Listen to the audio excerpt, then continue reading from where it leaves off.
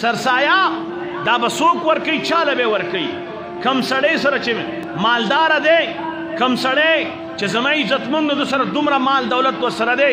مال تجارت ورسره دی چې هغه د 52 تولې د چاندۍ برابر قیمت ته رسي نو دا سړی باندې سرسایه ده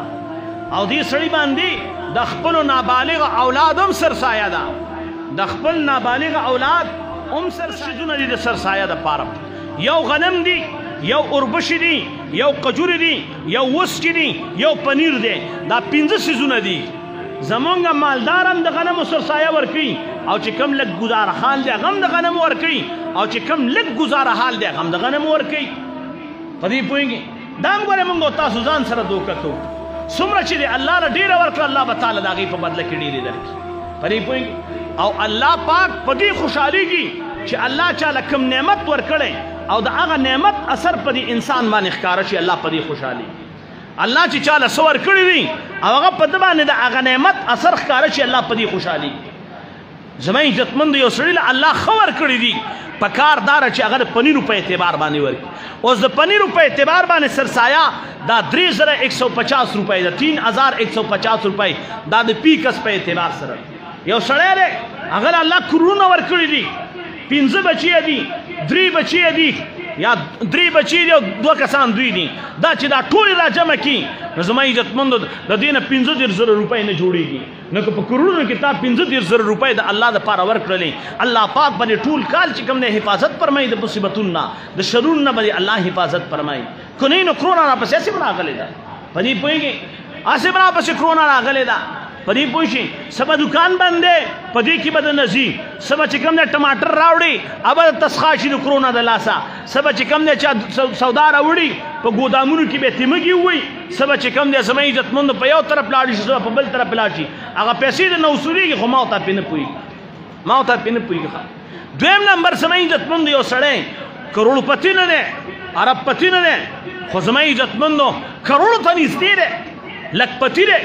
اوس په کار داره چې دا د قجورو په اعتبار سرسایه ورکړي خو ګوره دا قجورو کې ښې او بد شته دی ښه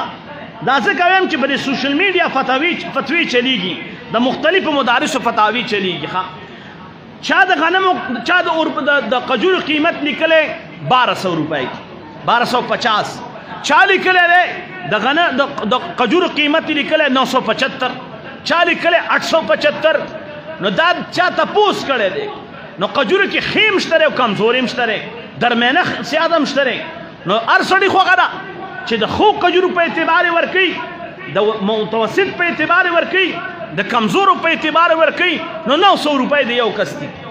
د یو کس په اعتبار سره چې کوم دی د 900 روپۍ چې کوم دی د قجورو دي او یو سړی وایي چې د اوربشو په اعتبار ورکوم نو هغه زما عزتمندو په هغې کې هم قسمونه شته 1290 روپۍ چې کوم دی علماو ذکر کړي دي او یو سړی وایي چې د اوربشو په اعتبار ورکوم لکپتی دی شته ورسره دومره ورسره نه دي خو 15 لکه 10 لکه 50 لکه روپۍ ورسره شته د بچي دي نو 230 روپۍ چې کوم دی د اوربشو سرسایه ده 230 اوس تاسو خوښه ده چې ستاسو تر خپلو بچو سرونه د 100 روپو ښکاري ستاسو خوښه ده چې ستاسو د بچو دا سرونه او ستاسو سرونه د 100 روپو دي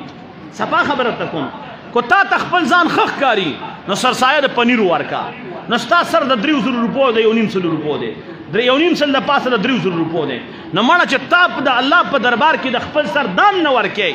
الله د دومره ښایسته سر درکړی دومره قیمتي سر یې درکړی والله دا یوه سترګه کو نه څوک په عربونو غواړي نه یې ورکې دا یو زما عزتمندو دا دماغ د نه څوک په عربونو غواړي نه یې ورکې او الله په دې یو سر کې تا له څومره څه درکړي دي نو ستا خوښه ده چې ته د خپل سر قیمت څه لګي اوربشو برابر یې لګې د قجوري برابر یې لګې د پنیرو برابر یې لګې د پنیرو 3150 د قجورو چې کوم دی د کشمشو چې کوم دی 1270 یا کم و بیش قسمونه پکې شته د قجورو چې کوم دی 900 کم و بیش قسمونه پکې شته د اوربشو د اوربشو چې کوم دی 250 230 په هغې کې هم چې کوم دی بعضې اعلی وي بعضې پکې ښې وي بعضې کمزوري خو چلو کمزوري په اعتبار 230 روپۍ کپرای شو سر شو او زما عزتمندو د غنمو هغه چې کوم دی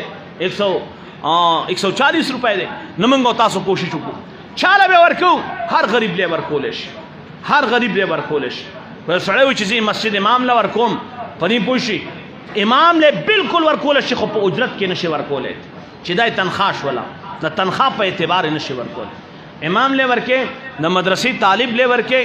د ټول نه عظیم هغه خلق دي چې د الله د دین سره نسبت